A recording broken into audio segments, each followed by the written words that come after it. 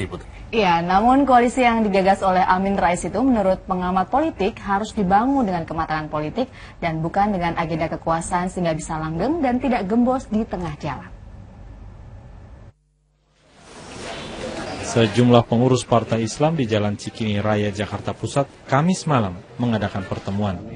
Hadir antara lain Ketua Dewan Syuro Partai Amanat Nasional Amin Rais, Presiden Partai Keadilan Sejahtera Anies Mata, Wakil Ketua Umum Partai Persatuan Pembangunan Emron Pangkapi, dan Bendahara Partai Kebangkitan Bangsa Baharudin Nasori.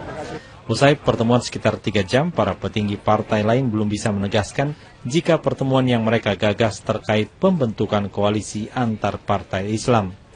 Teman-teman partai Islam ini akan bekerja sama menyetel ya orkes yang indah gitu ya, kemudian mencari common platform.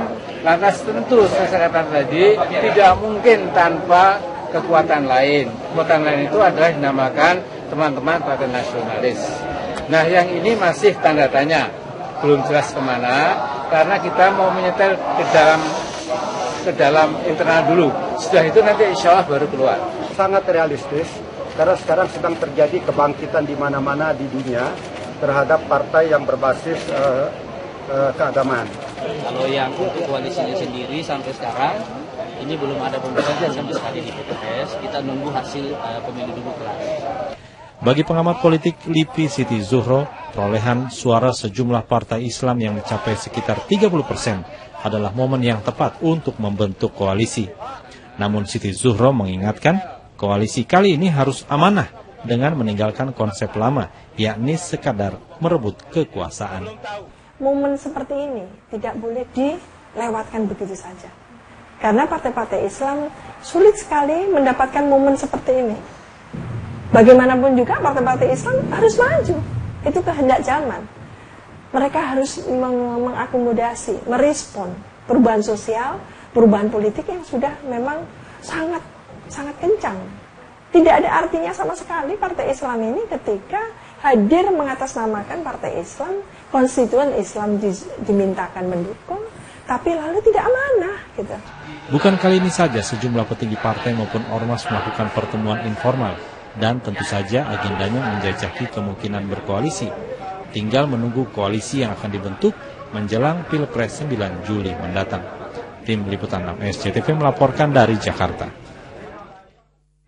Ya, kita masih bicara tentang koalisi setelah pimpinan parpol melakukan berbagai penjajakan untuk berkoalisi. Partai Gerindra akhirnya memastikan berkoalisi dengan P3. Ya, koalisi ini dideklarasikan di Jakarta dan dihadiri langsung oleh Ketua Dewan Pembina Partai Gerindra Prabowo Subianto dan juga Ketua Umum P3 Surya Dharma Ali. Koalisi Partai Gerindra dan Partai Persatuan Pembangunan atau P3 ini dideklarasikan di kantor DPP P3 Jalan Diponegoro, Jakarta. Dalam konferensi pers yang dihadiri petinggi kedua partai, Surya Dharma menjelaskan koalisi bersama Partai Gerindra dengan Prabowo sebagai calon presiden tanpa disertai transaksi politik maupun jabatan. Sementara itu Prabowo menegaskan selain bersama P3, Gerindra juga tengah menjalin komunikasi dengan partai lain untuk menjalin koalisi yang besar.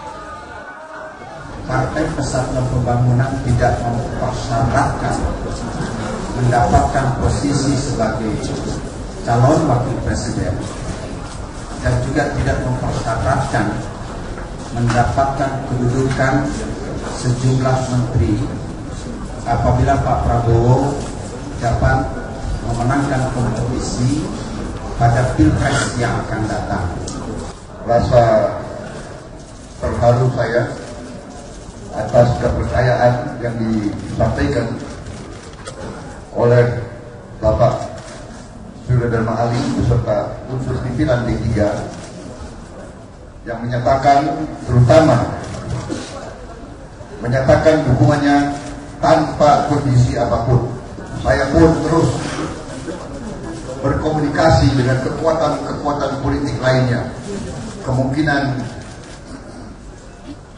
kekuatan kita terus akan bertambah dalam suatu koalisi besar.